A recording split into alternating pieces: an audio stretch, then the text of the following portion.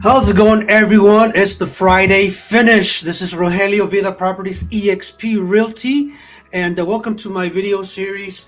If you haven't seen me before, I have throughout many years been putting something of some sort of some streaming. Uh, so we talk about real estate related topics. If you like the contact, if you like the content, the information we put here, make sure to subscribe, to follow, to share. That really helps me out. Um, so that would be really appreciated. Really happy that it's Friday and it's a Nuggets win. So let's talk a little bit more about that. But I want to bring on a guest. We have a topic that you saw on the cover: rental income using primary conversions. What is that?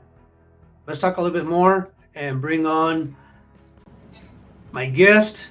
How's it going? This is Martin Vasquez, Excel Funding. Happy Friday, man. Oh, thank you. Happy Friday. Let's get that energy up, man. It's Friday. We made it through the week. We made it through the week. Yes. Hey, And so a Nuggets win. So that I was was gonna awesome. say, man. So I know you've been also following the Nugs for a long while now. What you think about 3-0, man, 3-0. and the win in LA? Well, I was a little nervous last night because watching the game, and it's in LA. They got home field advantage. We beat them in LA before, but it's playoff season, so energy's supposed to Yeah, be a no, lot man. higher and stuff like that. Um, Lakers yeah, are Lakers I are don't know. cooked. They're cooked, man. This is it. It's not just They're done. the series, the whole little LeBron era. Pretty much done, man. But anyway, it's a great feeling to be here on a Friday and just start off the weekend, Yes. getting basically educated, man. And that's what it's about. You have the graphic there, going to class, and so tell me first of all a little bit about yourself, man, and how you and your mortgage business. Born and raised in Colorado, so I'm a Coloradoan, true and true. Um, been doing mortgages since got my license in 2013.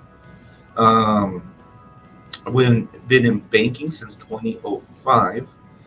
Been doing some kind of lending since then. I was with a retail lender for about a year, but I like the wholesale business. I like having choices for my clients. I like having different lenders to go to for different situations. Not all lenders like to do conventional loans. Some have better rates than others, or FHA. Right, right. So I think there's a combination of having product and the service. Yeah, You can have great products, man, but if the service is not there, you don't answer the phone, don't answer the text. That's not going to happen. That's not going to make it work for our clients. And to me, is I tell people when I work with my buyer clients and even the sellers, because sellers, what guess what? They also need another place to live. And even if they're going out of town with EXP, we have such a great network that we can work with referrals. But they also need a financing for that, very likely, and they're coming down with good down payments, so they're not first home buyers. So it's always good to have those networks and business partners to oh, refer, definitely. and at least have them on the list so you can choose from. But I'll tell you, sometimes it's not just who's the best; it's just who's there, who's available. Um, but one of the things, going back to the product and just the way that we worked, and you know, we know each other from, well, no, we know each other from a lot of things, but one primary reason is the Colorado Hispanic Chamber of Commerce. I facilitate a leads group. You facilitate a different, help co-facilitate a leads group, and so over the years we worked a lot with entrepreneurs, with Okay. business-minded folks, right? It's been great Uh, too. It's yeah, been a lot of entrepreneurs, a lot of people we met over the years. We've met. yeah, and so one of the, I think bottom line is people are looking at ways of making money, and residential investments is right there on the menu as one of the things that people uh, that we talk to a lot want to do. And one of the ways to make it happen, and the first one that isn't you know, swimming against the current, that's sort of easier to work with and get that first property is this right here, which is rental income using primary conversions. And that's one thing that you like, right? It's one of my favorite products. It's a great program. It's a great way for people to build wealth in real estate without having to put so much money down or having a huge hassle. Just a different way of getting rental properties. Right. So if you were to, I guess, in one sentence, describe what is a primary conversion, what would you say? In one sentence. Yeah, one sentence. Let's just keep Oh, it yeah. simple. Um, building building wealth. I would say building wealth. What makes it primary? Well, What makes basically what you're doing is you're taking your current primary home and converting that to your rental and purchasing a new home for your live primary. in? Yeah, to live in. So you're departing from your primary to purchase another primary, and your old primary turns into your rental. So somebody wants to, they're like, we've owned a home for a while. Man, next step up, maybe the natural order of things would be okay. Now we can start investing in property. Now we have a primary home we've invested in. Let's get to the second level.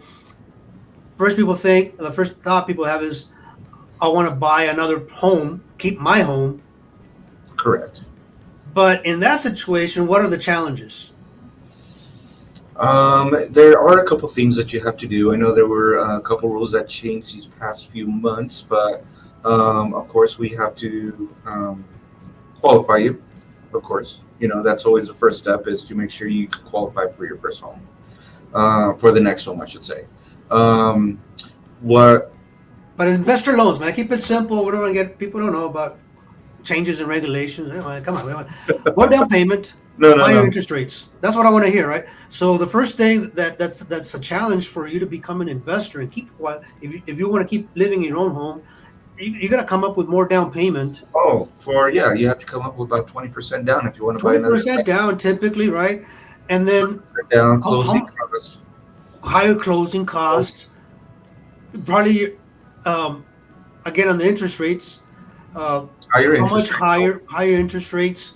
So you get hit on different things. Plus, just the challenges of buying like just an investment property, just on upgrades, remodeling, just the yeah. cost of make it available, deciding are you going to flip, tax issues. Uh, I mean, there's like a bunch of Oh, other items to consider, right? Like if oh that's yeah. Well, yeah, you're always gonna fall into the tax issue. That's not gonna be that's right. not something that you're not gonna fall into whatsoever. That is gonna be something you fall into. But yeah, to get a rental property, you need 20% down. Rates are gonna be higher. You need a lot more reserves sometimes to qualify. Reserves. What is that for somebody who's just hearing the word reserves? What does that mean? But first, for someone that barely hearing that word for the first time, basically it's just how much money you have in the bank. Of house payments, home payments of your rental. So, like if your rental is $2,000 a month, um, they want to see 6 months of rent in your bank account. So that's going to be $12,000. So this is after you close, after you put up your down payment, your closing costs. On top of all that, you still have basically gas in the tank for possibly up to 6 months. It depends on the investor that you're working with, right? On the That's funding source, Oh yeah, you always want to have 6 months worth of right? payments in your because you're in a business, so you got to turn your investment property into a business. Right. So having reserves and stuff would be very beneficial. But during the process to purchase, yeah, you do need to show the lender that you have those reserves. And I would say credit, probably higher credit as an investor, especially if you don't have experience as being a previous investor, you're probably more like basically over 720. Um, Yeah, how's the credit requirement? the lender's going to want a little bit higher credit score, even though your interest rate's going to be a little bit higher, just because statistically, they're, when you have high credit scores, you don't default. So the lenders are going to be looking at that and say, hey, you have good credit score, good income, we'll give you a loan. If you have lower credit score, it's going to be a lot more difficult. Okay, now so that's the traditional way of thinking of buying an investment property, especially your first one. Now, primary conversions, you're holding on to the one you're living in, but you're going to move out. I think that's the first thing I want to make clear. You're moving out of that home and buying a new one to live in. So now, what's the difference as far as qualifying for a loan in that situation, as far as credit and interest rates and down payment and Right. all this? Like you mentioned, you're going to purchase a new house. You're going to purchase your new primary house. So your interest rate is going to be based on buying a primary house, not an investment house. So you're going to go ahead and qualify for purchasing a house, just like you would any other situation.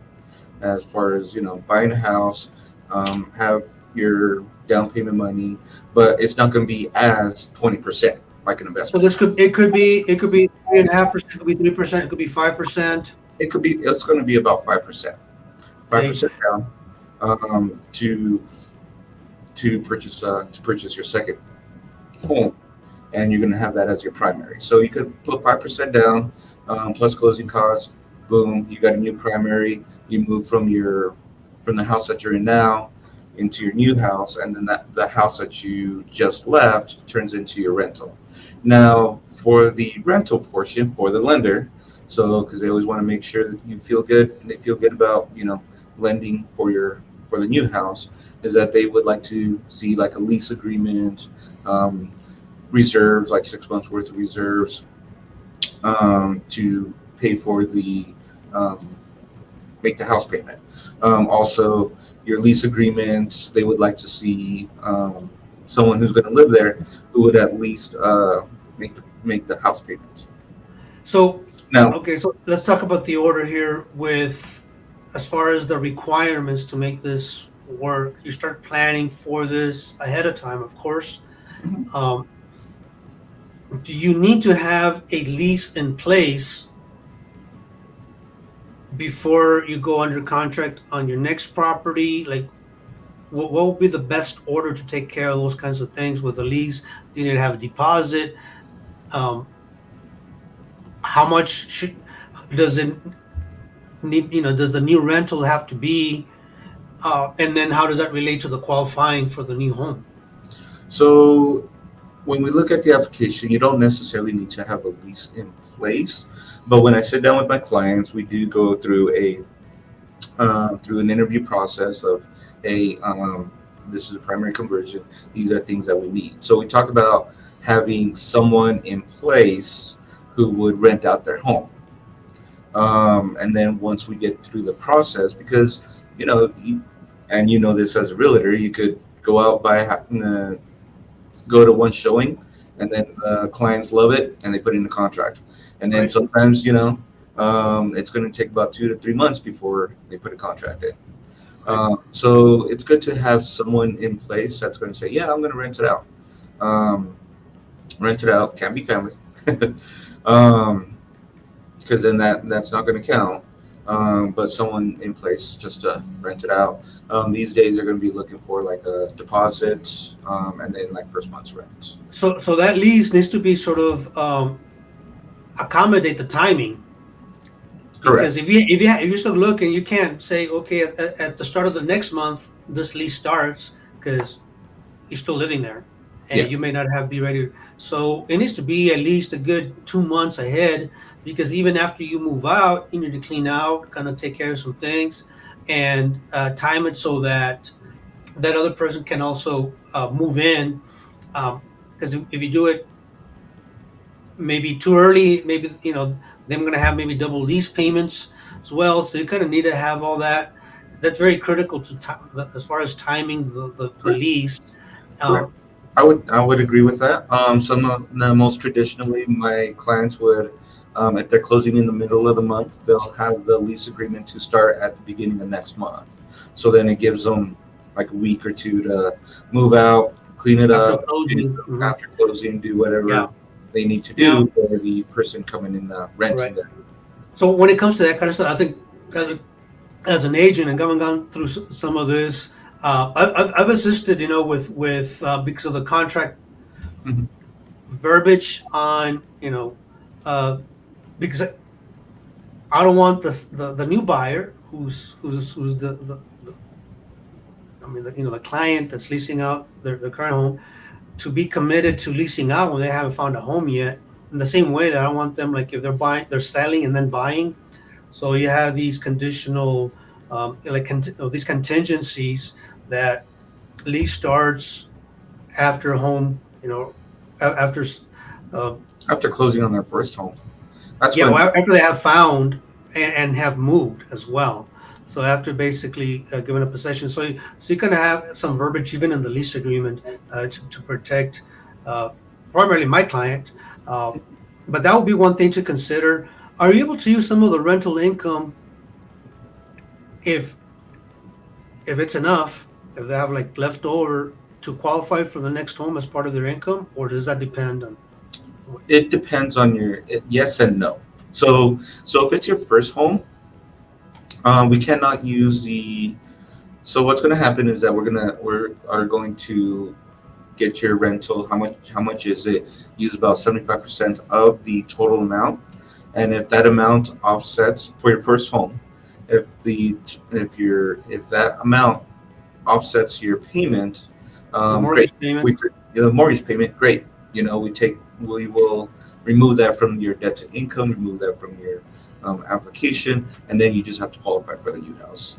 As far as payment and stuff like that. Once you have experience, we'll do the same kind of calculation, use up to 75%. Now, if you have access, if you have more rental income, we could actually add that to your income on the application. Because let's say obviously you accumulated assets, you've also accumulated debt. So now you have a new car payment that you didn't have before, and that new car payment is $800, whatever it is. Anything helps to offset and qualify for the new home. So that's the requirements on how you can use the current home, the leases, and all that. Are there any requirements on the new home? Does it have to be larger? Does it have to be in a certain distance from the rental? Um, is there anything that you require as far as the home itself? There's no requirements for the other home itself. It's just that when you go do the application, that's going to be your primary house. Yeah, I just have. um, it's Mhm. it's going to be your new house. It's going to be your new primary house. As far as if we do like an FHA loan, FHA does have a requirement. That's why I normally just use conventional. Conventional FHA wants you to move about 100 miles away. Right. Um, One time I did do that because my client lived here in Denver. I think they were like north, and they moved all the way south to Pueblo. So we were Right. able to do primary conversion in that situation with an FHA loan because they moved way down to Pueblo when they were up north around, I believe, in the Greeley area. So it was that 100-mile stipulation. So they were able to do that with an FHA loan. Now, conventional does not have mileage requirements. You don't have to be a certain distance away from your primary. I just recently did one where it was right next door. Hmm. Hmm. The neighbors loved the clients, and they were like, "Hey, I'm selling this property. Would you like to buy it?" So And they just went from they literally moved from one house to the next. yeah, yeah. Um, so you can downgrade, upgrade, move Correct. close, move far, keep the rental, just keep the documentation in order, and during this process, as an agent on my end, okay, let's check off the list, make sure we got everything. Check off your list, make sure we got everything, and all of this. I think it's always about planning and communicating, Yep. and not doing it last minute. Very doable to create rental income because now, let's say now you're living in your new home. Now you have an investment property. Now you have a portfolio. You have a one property portfolio, but you have a portfolio. Oh, Now, it's beginning. now you can leverage it. Now you can do other things. And I've had clients over the years do that have been on their second, their third home. I had somebody that started with a condo, single mom, Hmm. recent baby, condo. They move out Yeah, to exactly. single family, and now renting the condo. Now next, and start off with the first property was a down payment assistance program and all that, and just keep moving up and doing. Uh, guess what? Rates are going to go up. They're going to come down. They're going to go up. They're going to come down. Market overall over the long run, appreciation is typically always positive over the long run. Yeah, So accumulating a portfolio, as long as it's within your budget at that point, is always a good thing because so long as the property is paying for itself, going back to doing the math on, that's why we look at the 75%. It's an investment for the bank, but it's also obviously makes sense for you as the new investor, the newbie, the rookie investor, to go this route with a primary conversion is the safe way to go about it. No. it's a way to start building a lot of properties, your portfolio you mentioned, without having to put 20% down, without having to put 25% down. Your rentals are going to help you with your income, um, offsetting your other mortgages and just qualifying for your primary mortgage. Right. But yeah, this is a great way just to keep moving forward. You have a couple clients that are already on their third or fourth house. I have a couple clients that are already on their third or fourth house. I just recently closed on a nice couple that were 22 years old, and they already want to purchase another house Yeah. here. So And when we say that is that bought their first home, they rent it out, move on to the next home, then they rent that out, then they buy a new home, and they've done that, 2 or 3 times. That's what we're talking about, having third and correct. fourth home, doing it that way. Now, it's not for everyone because people don't necessarily like if you're so happy, and that's like sometimes it doesn't make sense for everybody because you have to be willing to do that relocation, and sometimes you're too happy where you're at, where maybe you just want to do equity and do that as an investment to stay where you're at. But now we're talking a different strategy. Hmm. Here we're talking about primary conversion, and that's converting that home. Hopefully, you learned something from this. Any word over the 20-minute mark here. Uh, Yeah. Martin, anything else you want to add before we leave? I do like to interview my clients, and I'd like to basically come down and say, hey, these are what we're going to need. These are what we're going to move forward with. This is a plan, um, and let's move forward and let's get you another primary. Let's get you another house. Phone number, where to reach you, man. My cell phone 720-276-8662. Once again, 720-276-8662. for me, I have the ticker where to reach me. You can also book an appointment at thebroker.appointee.com. Set an appointment. Let's have a conversation. Free consultations. As far as I know, Martin, you're also free consultations. Free consultations. Thanks for watching. Again, subscribe, follow. We'll be in touch here for maybe next month, a different topic. Let us know what you thought. Have a great weekend. Go Nuggets. Let's sweep those Lakers. Next time. Yes. Let's do it. Sweep the Nuggets. Sweep the Lakers. That'd be great. Sweep it, and then let's sweep them at home. Let's Be do awesome. that. Have a good one. Have a good day.